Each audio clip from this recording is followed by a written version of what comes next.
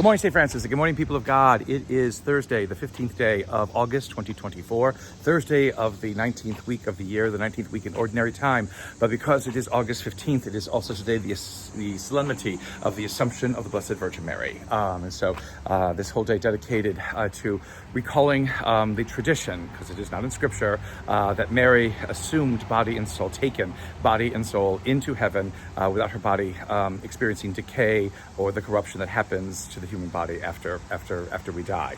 A lot that's interesting about it. Some of it's a little bit problematic. One of the first things is that if Mary doesn't die like everybody else, again, it's a great honor that is given to her because she bore the Messiah. Okay, fine and well.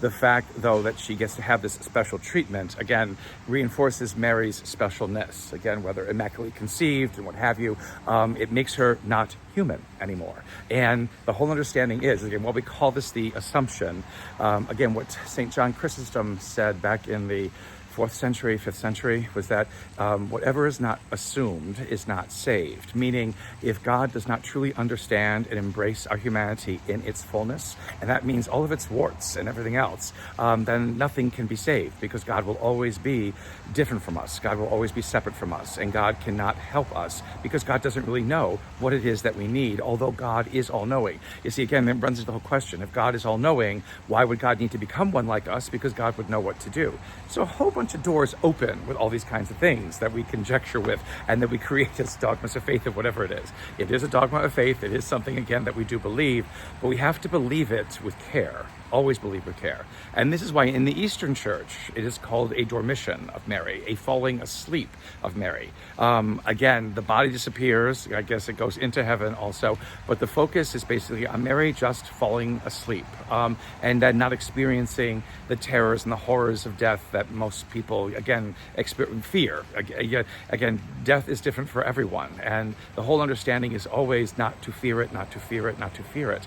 And so, this is where the role of Mary within all of this is hopefully helping us to fear less this fact of matter, this fact of who and what we are as our reality of human beings, and the fact that we move on from this life into something more.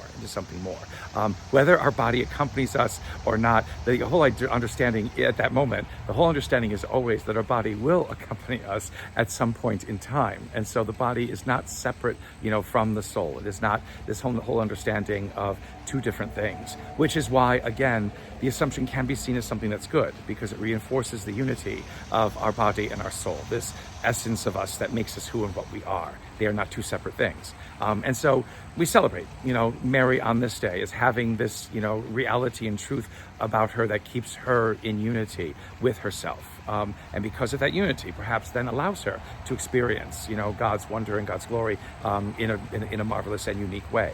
So coming to you from the courtyard of our old church, there's the Pernini fountain going away as it is. It needs to be cleaned a little bit, but I'll take care of later on. The big thing today is that this morning before we had Mass, and we have our first community Mass is TFS, kind of today, although it is the also parish Mass for the Assumption. But we also blessed today the preschool faculty, and I blessed today, again, the grotto of the Blessed Mother right over here that was constructed by our fantastic facilities group to be a place of prayer for our preschool families, children, but also then all in the parish to be able to take some time, again, to ponder the wonder and the beauty, again, of Mary's yes to God, of Mary's saying, I will not fear. And that is, again, the importance of today's gospel, because today's gospel, again, is that gospel of revolution, that gospel of radicality, that gospel that basically upsets the status quo of the world. It is the Magnificat, in which Mary talks about casting the mighty from their thrones, lifting up the lonely, sending the rich away empty.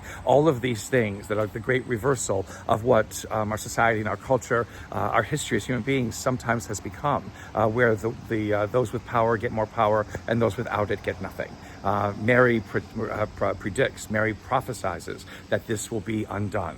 We still wait for that day, in which the fullness of it will take place, but it is already in force, and in force from the words of this young girl, 14, 13, however old, to be able to speak in such profound and wonderful ways. This is what we remember today about Mary's Assumption, is that God, again, so favored her, so wanted her to become this force in the world, that whether she be in heaven or on earth, her words remain, telling us to continue trying to upset the status quo and allow God's kingdom to reign. A blessed day, St. Francis and people of God. May the Lord give you his peace.